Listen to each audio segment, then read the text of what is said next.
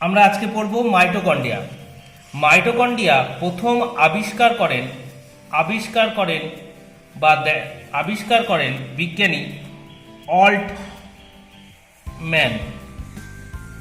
আর মাইটোকন্ড্রিয়ার নামকরণ করেন বেন্ডার। এই মাইটোকন্ড্রিয়া আমাদের দেহে, আমাদের কোষে অবস্থিত একটা হচ্ছে দ্বি-একক পর্দা সমন্বিত অঙ্গাণু। এই দ্বি-একক পর্দা সমন্বিত অঙ্গাণুর একে আরেকটা নামও বলা হয়, মাইটোকন্ড্রিয়া ছাড়া একে আরেকটা নাম বলা হয়, যেটার নাম হচ্ছে কন্ড্রিওজোম।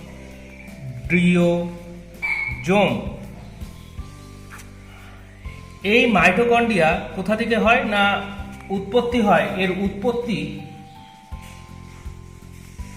কোষ পর্দা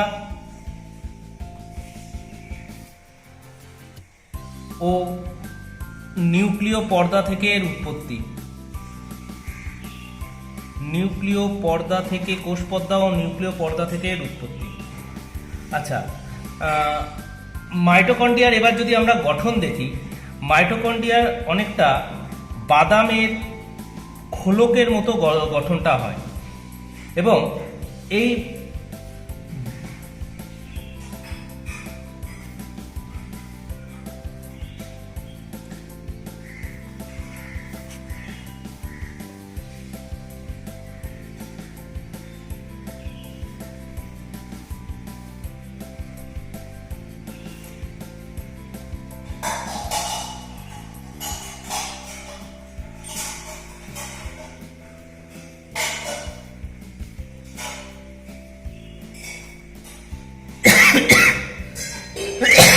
আচ্ছা, এবার আমরা মাইটোকন্ড্রিয়ার পরাণু গঠন বা আল্ট্রাস্ট্রাকচার গঠনে যাচ্ছি।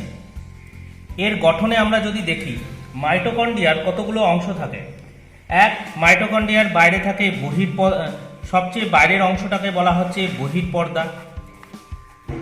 বাইরের অংশ হচ্ছে বহিঃপর্দা। এই বহিঃপর্দায় কি থাকে না, বহিঃপর্দায় পোরিন নামক এক প্রকারের প্রোটিন থাকে যা এর মধ্যে প্রবেশ করতে পারে।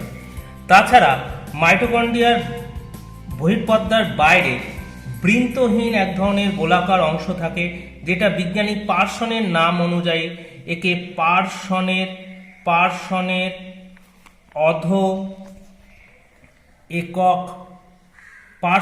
অধো একক বলা হয়।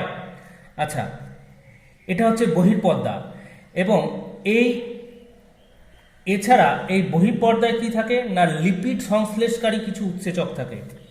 এই পার্সনের অধো এককে লিপিড সংশ্লেষকারী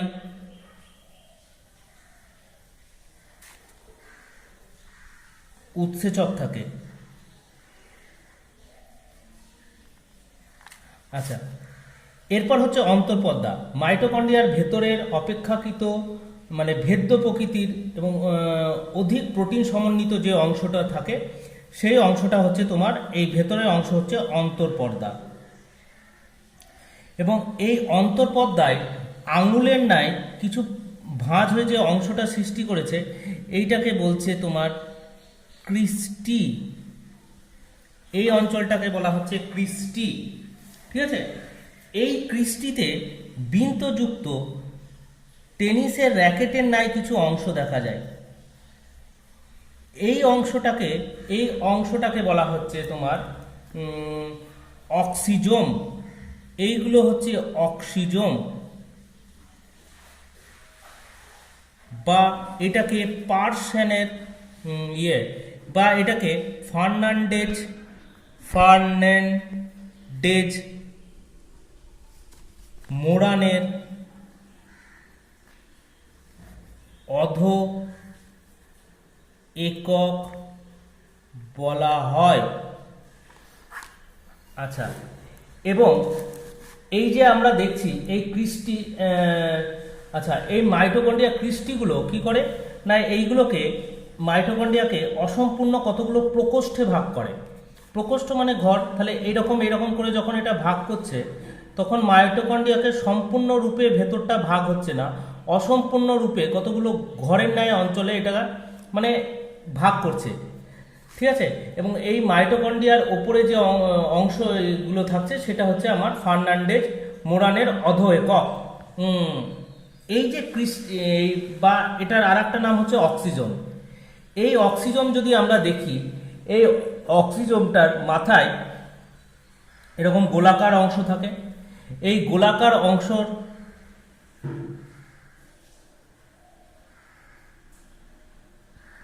এইটা হচ্ছে মস্তক,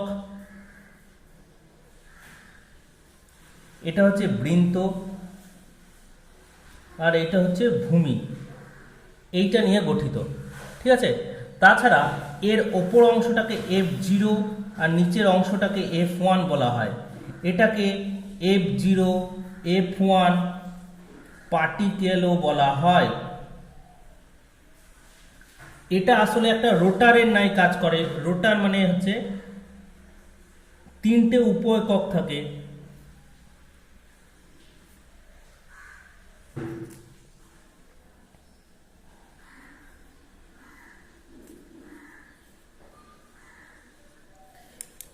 এইটা এমনভাবে কাজ করে যাতে এই মাথাগুলোর সঙ্গে এডিপি আর ইনঅর্গানিক ফসফেট যুক্ত হয় এবং এটা ঘোরে। এই ঘোরার ফলে কি হয়, এডিপি আর এই ইনঅর্গানিক ফসফেট যুক্ত হয়ে এটিপি উৎপন্ন করে, ঠিক আছে, যেটা তোমার এই অক্সিজমের প্রধান কাজ। এছাড়া আর একটা এখানে অংশ আছে যেটা হচ্ছে এই বহিঃপর্দা এবং অন্তঃপর্দার মাঝে যে অংশটা থাকে সেটাকে পেরিমাইটোকন্ড্রিয়াল স্থান বলে, যেটাকে পেরিমাইটোকন্ড্রিয়াল স্থান বলে। এবার পেরিমাইটোকন্ড্রিয়ালের এই ভেতরের দিকের অংশ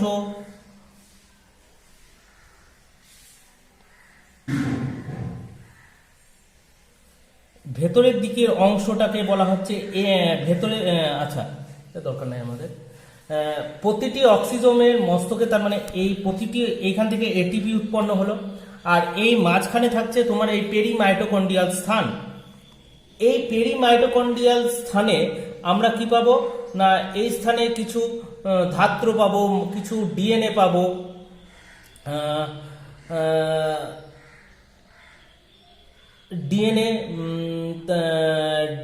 ডিএনএ কিছু আরএনএ এবং কিছু অজৈব লবণ পাবো। আচ্ছা, এছাড়াও বহিঃপর্দায় কিছু আমরা উৎসেচক যেমন ফ্যাটি অ্যাসিড উৎপন্ন হওয়ার কিছু উৎসেচক পাবো। পেরিমাইটোকন্ড্রিয়াল পেসে আমরা কিছু উৎসেচক পাবো এবং অন্তঃপর্দায় মেন উৎসেচক অন্তঃপর্দায় এটিপি সিনথেটেজ নামক উৎসেচক পাবো, যেটা কি করবে না এটিপি উৎপন্ন করবে, প্রধান উৎসেচক, ঠিক আছে। বেশ, এছাড়া এখান থেকে আর একটা কোশ্চেন হবে, মাইটোকন্ড্রিয়াকে অর্ধ স্বনির্ভর অঙ্গাণু বলা হয় কেন? তার কারণ হচ্ছে মাইটোকন্ড্রিয়ার জেনেটিক পদার্থ হিসাবে গোলাকার দ্বিতন্তি প্যাঁচানো ডিএনএ থাকে। এটা রাইবোজোম এবং শ্বসনে প্রয়োজনীয় উৎসেচক থাকে। আরএনএ বিভিন্ন ধরনের আরএনএ থাকে। এছাড়া এখানকার মধ্যে প্রোটিন সংশ্লেষ ঘটে এবং বিভাজনের সময় নিজেদের সংখ্যা বৃদ্ধি করে। এই জন্য মাইটোকন্ড্রিয়াকে অর্ধ স্বনির্ভর অঙ্গাণু বলে। এবার আমরা মাইটোকন্ড্রিয়ার কাজ দেখব। মাইটোকন্ড্রিয়ার শক্তি উৎপাদন। মাইটোকন্ড্রিয়া কি করে না ক্রেবস চক্রে এবং ইলেকট্রন পরিবহন তন্ত্র এর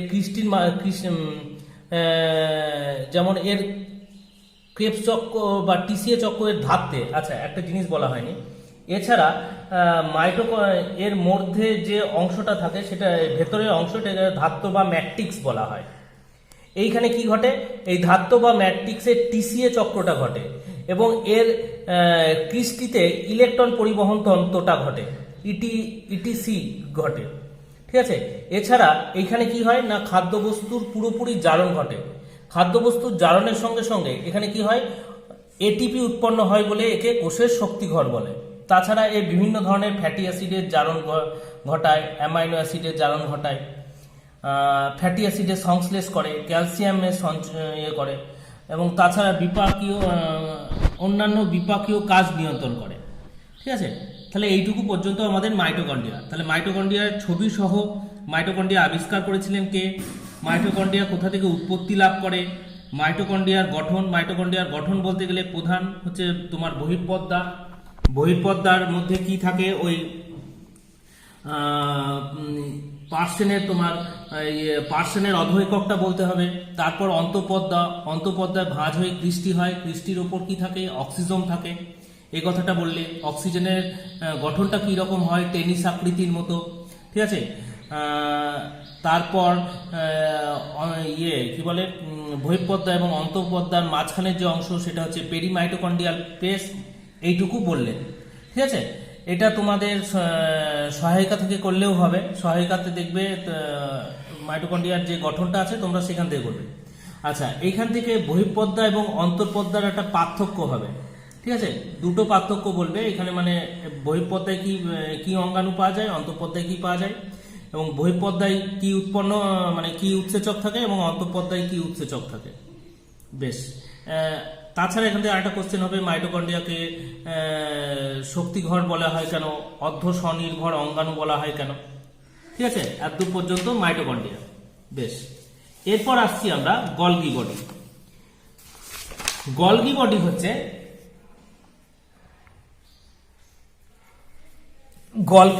গলগি বডি হচ্ছে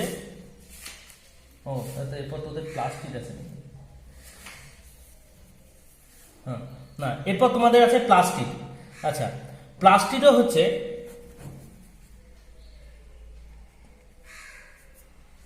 প্লাস্টিড হলো এক ধরনের কোষের সাইটোপ্লাজমে অবস্থিত, অবশ্যই উদ্ভিদ কোষে। মাইটোকন্ড্রিয়া উদ্ভিদ কোষ, প্রাণী কোষ দুটো কোষেই থাকে, কিন্তু প্লাস্টিড কেবলমাত্র উদ্ভিদ কোষে থাকে। এটা একটি দ্বি-একক পর্দা বিশিষ্ট এবং রঞ্জক পদার্থ যুক্ত বা রঞ্জক পদার্থ বিহীন হতে পারে। ঠিক আছে, আচ্ছা,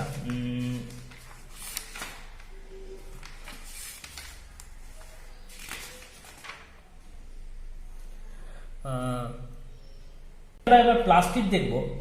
এই প্লাস্টিক প্রধানত তোমরা এটা 8-এ পড়েছি, 8-এ না 7-এ ছিল, 3টে ভাগে ভাগ করা হয়। একটা হচ্ছে ক্রোমো প্লাস্টিক, ক্লোরো প্লাস্টিক, আর একটা হচ্ছে লিউকোপ্লাস্টিক।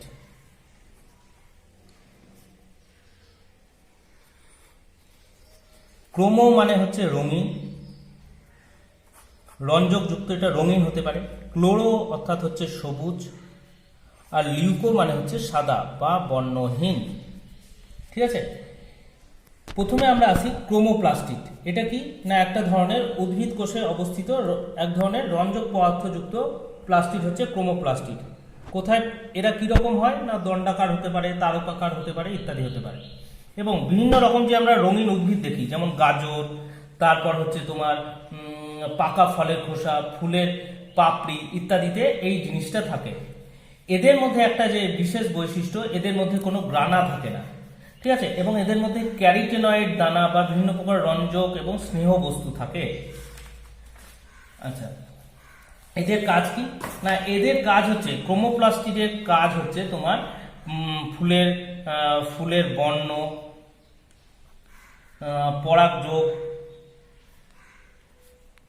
পরাগযোগ ইত্যাদিতে সাহায্য করা। বেশ, এবার সবুজ হচ্ছে ক্লোরোপ্লাস্টিড। এই সবুজ ক্লোরোপ্লাস্টিডের গঠন হচ্ছে, এটা দেখো। আচ্ছা, এই যে এইরকম একটা গঠন, যেখানে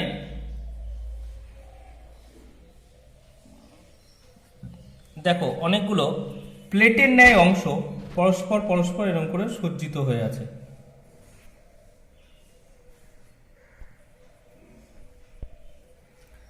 তাহলে ক্লোরোপ্লাস্টিড হচ্ছে সবুজ রঙের প্লাস্টিড। এইখানেও দ্বি-একক পর্দবিস্তৃত, উভয় মানে এখানে বহিঃপর্দা অন্তঃপর্দা দুটোই আছে মাইটোকন্ড্রিয়ার মতো, এরও পেরিপ্লাস্টিডিয়াল, ওখানে পেরি মাইটোকন্ড্রিয়াল ছিল, এখানে হবে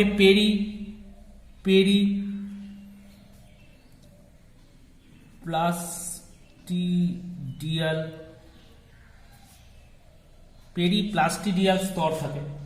তাছাড়া এখানে এর ধাত্রে বা ম্যাট্রিক্স মানে প্রত্যেকটা একে ধরবার যে অংশ যেখানে ধাত্র থাকে সেই ধাত্রে বিভিন্ন খনিজ উপাদান থাকে।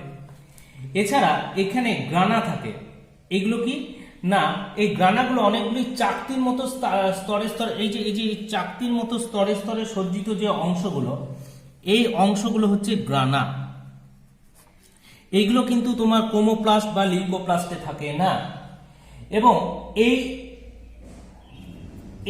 মানে প্রত্যেকটা ক্লোরোপ্লাস্টে এরকম 40 থেকে 60টি গ্রানা থাকে এবং প্রতিটি গ্রানা, এই যে চ্যাপ্টা থলির মতো অংশ, এইগুলোকে বলা হচ্ছে থাইলোকয়েড। তাহলে গ্রানাগুলো কি না, এই থাইলোকয়েড দ্বারা গঠিত। থাইলোকয়েডের মধ্যে কি থাকে, থাইলোকয়েডের মধ্যে এক ধরনের অঙ্গাণু থাকে যারা কি করে না ক্লোরোফিল রঞ্জক থাকে। থাইলোকয়েডের মধ্যে ক্লোরোফিল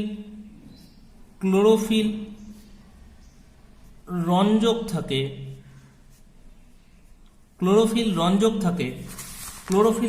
থাকে, যাদের কোয়ান্টোজোম বলে, যারা সূর্যালোক শোষণ করতে সাহায্য করে। ঠিক আছে, আচ্ছা, পাশাপাশি যে এবারে এখানে বইয়ে দেখবে যে ছবি দেওয়া আছে তোমাদের, এরকম দুটো গ্রানা পরস্পর যে এর মধ্যে যুক্ত থাকে তাকে কি বলা হয় না, তাকে স্ট্রোমা বা ল্যামেলি বলা হয়। স্ট্রোমা ল্যামেলি বলা হয়, এর মাধ্যমে দুটো যুক্ত থাকে। আচ্ছা, এবার ক্লোরোপ্লাস্টের কাজ, এই গ্রানা অঞ্চলে সালোক সংশ্লেষে আলোক বিক্রিয়া, সালোক সংশ্লেষ যখন পড়বো ওর দুটো দশা, আলোক দশা এবং অন্ধকার দশা। এই আলোক দশাটা তোমার কি হয় না, তোমার এই গ্রানা অঞ্চলে ঘটে এবং স্টোমা অঞ্চলে, স্টোমা মানে এই নিচে অংশ যেটা যুক্ত থাকছে সেই অঞ্চলে তোমার অন্ধকার বিক্রিয়া ঘটে। বেশ, ক্লোরোপ্লাস্টে অবস্থিত রাইবোজোম প্রোটিন, আচ্ছা, ক্লোরোপ্লাস্টে কিছু রাইবোজোম থাকে, রাইবোজোম থাকলে সেটা কি হয়, প্রোটিন সংশ্লেষে সাহায্য করে। বেশ, এটা ক্লোরোপ্লাস্টও ঠিক তাই একই, এটাও স্বনির্ভর অঙ্গাণু হিসাবে কাজ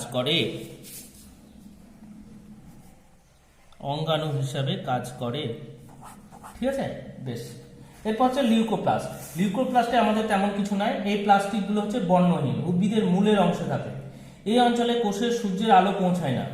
ঠিক আছে, কিন্তু এই লিউকোপ্লাস্টের প্রধান যে কাজ হচ্ছে, এটা উদ্ভিদের সঞ্চয়ী অঙ্গ হিসাবে কাজ করে।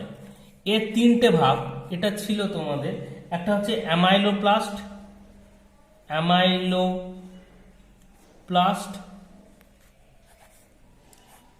একটা হচ্ছে তোমার এলায়োপ্লাস্ট,